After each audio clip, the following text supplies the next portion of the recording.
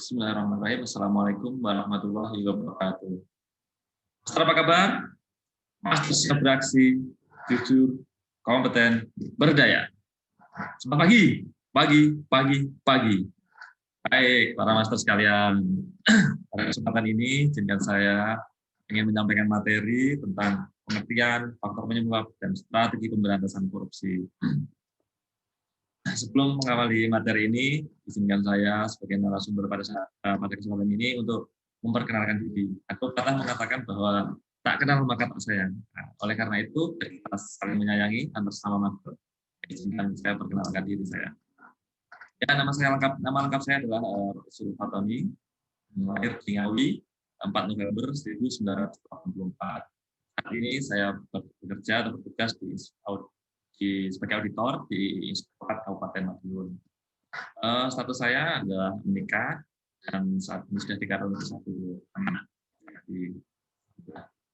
Selanjutnya untuk karir saya mengawali sebagai PNS sebagai jadi asisten sekda Kabupaten Madiun tahun 2014 sampai dengan tahun 2016. Lalu saya dipilih tugaskan sebagai ajudan Bupati Madiun tahun 2016 sampai dengan 2018.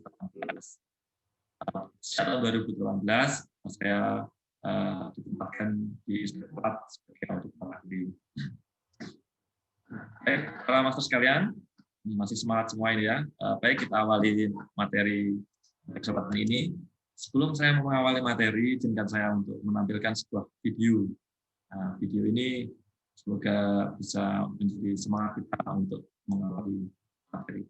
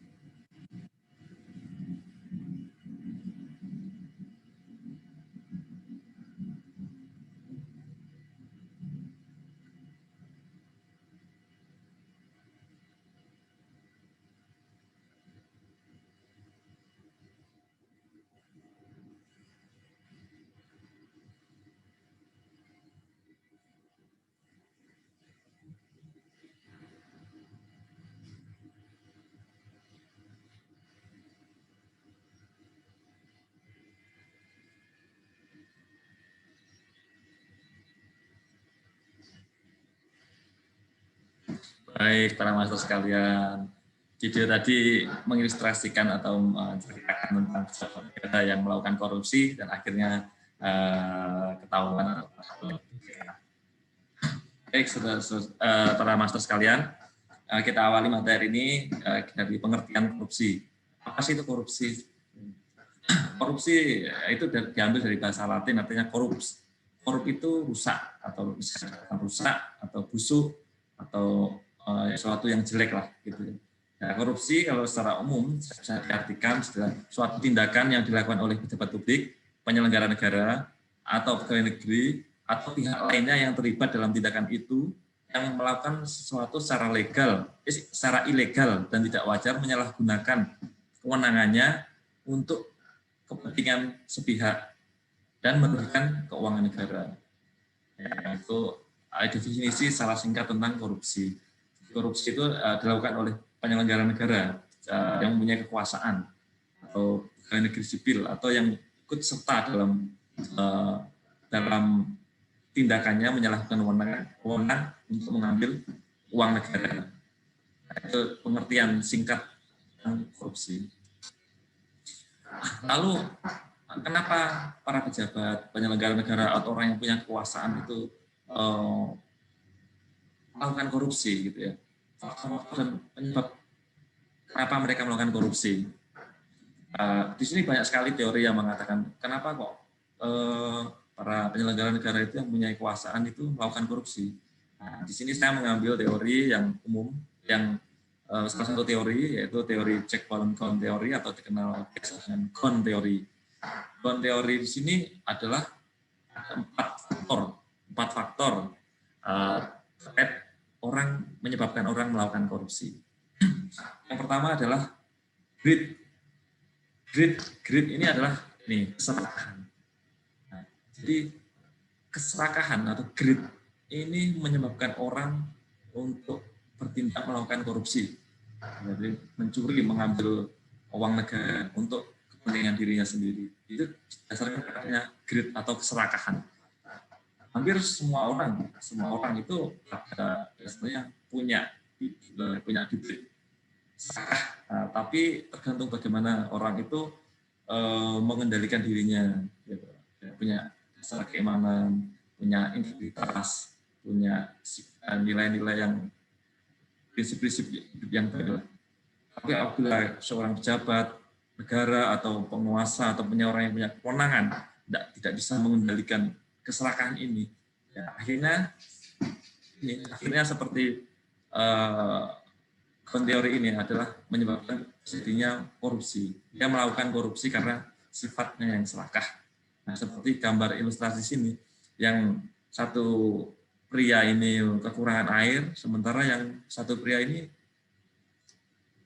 3 ember penuhi buat dirinya sendiri, bahkan sampai mulutnya dibuka untuk menampung air itu. Dan di sini menggambarkan keserakahan itu. Nah, keserakahan inilah yang keserakahan inilah yang menyebabkan seseorang itu melakukan tindak pidana korupsi. Nah, itu. Terus yang kedua apa? Yang kedua adalah opportunity atau kesempatan.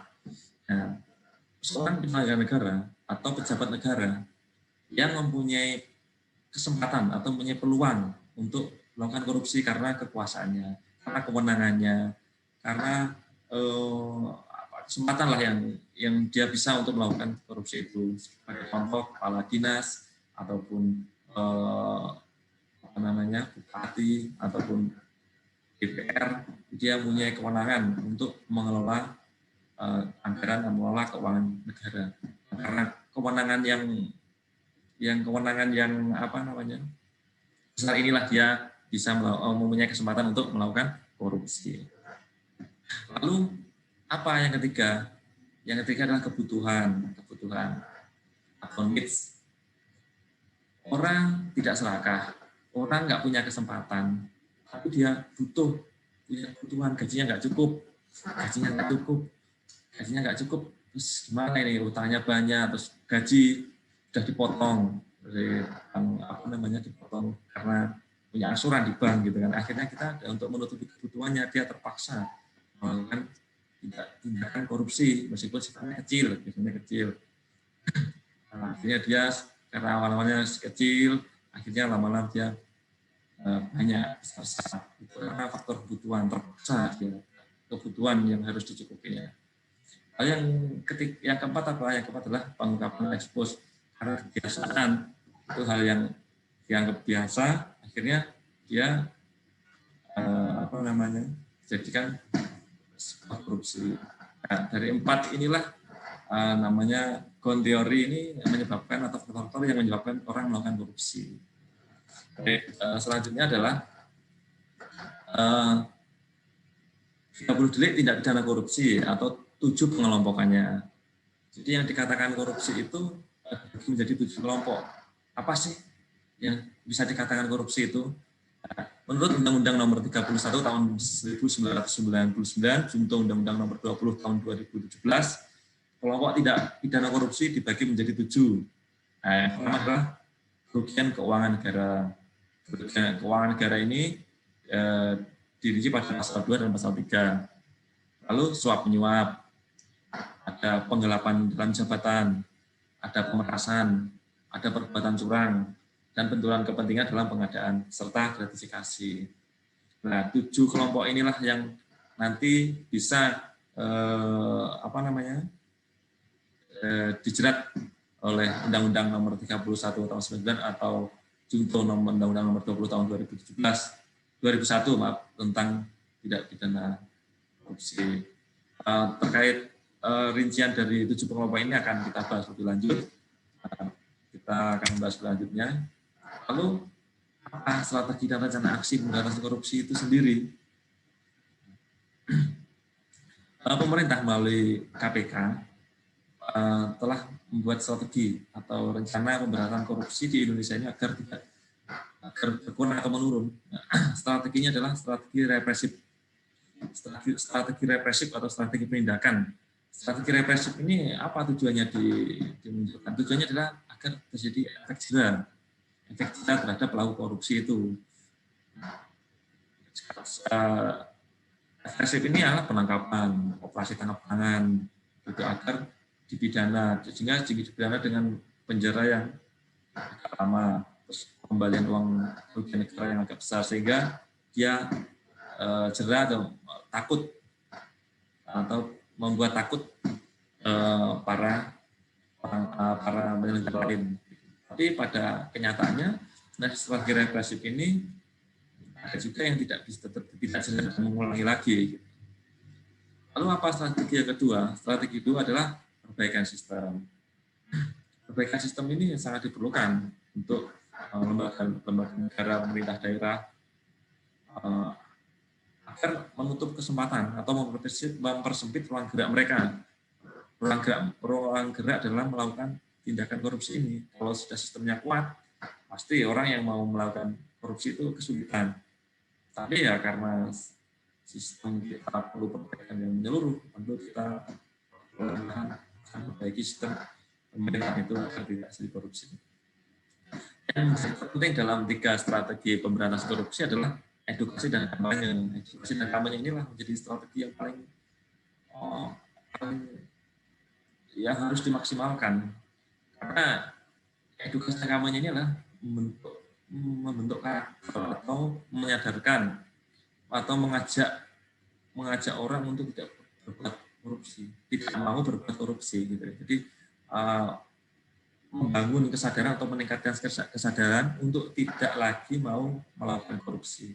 Nah, ini 3 strategi inilah yang nanti digunakan untuk pemberantasan korupsi. Lalu ini contoh-contoh berbagai usaha mencegah atau menentang korupsi, khususnya di pemerintah Kabupaten Madiun.